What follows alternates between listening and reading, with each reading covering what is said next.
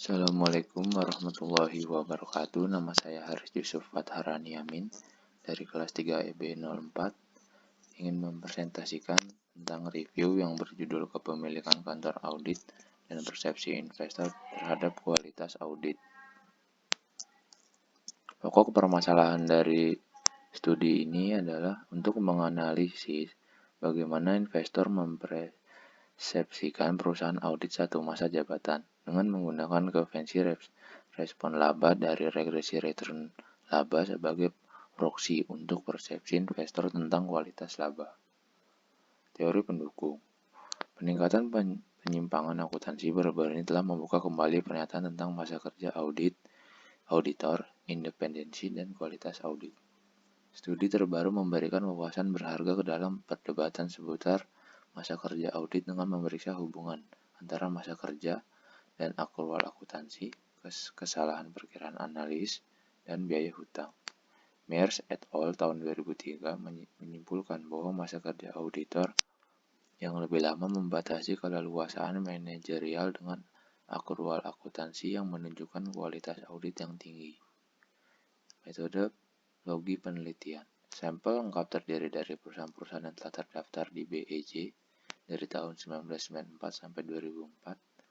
Sampel yang dibatasi termasuk perusahaan dalam sampel penuh yang mengaudit masa kerja perusahaan setidaknya 5 tahun. Hasil penelitian.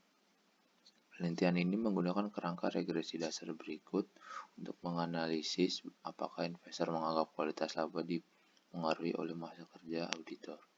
Rumusnya adalah CAR sama dengan alfa tambah beta 1E tambah beta 28E tambah beta 3E dikali kepemilikan ditambah beta 48E dikali kepemilikan ditambah beta 5 kepemilikan ditambah E dikali variabel kontrol ditambah 8E dikali variabel kontrol dan tambah E dan seterusnya. Semua hasil regresi yang dilaporkan dalam tabel 3 hingga 5 didasarkan pada regresi tahun 1994 hingga 2004. Koefisien yang dilaporkan adalah rata-rata 11 koefisien tahunan yang sesuai di statistik dihitung dengan membandingkan koefisien rata-rata dengan kesalahan standar deret waktu.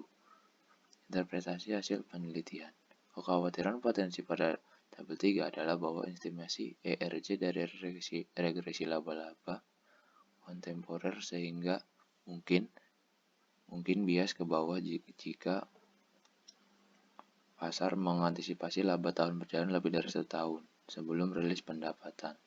Perkiraan ERJ dapat menjadi bias karena menggunakan periode 12 bulan yang kontemporer untuk menghitung pengembalian atau dari menggunakan nilai pasar ekuitas sebagai deflator.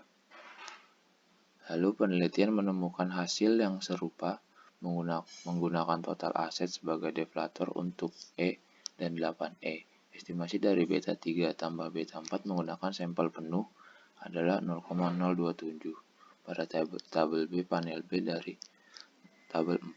Sedangkan estimasi yang sesuai pada tabel 3 adalah 0,008. Dengan demikian besarnya beta 3 tambah beta 4 adalah 213 hingga 238% lebih besar dari panel B dibandingkan dengan dilaporkan dalam tabel 3. Kesimpulan dari penelitian ini menunjukkan bahwa memaksakan pembatasan wajib pada durasi hubungan auditor dan klien dapat membebankan biaya yang tidak diinginkan pada peserta pasar modal.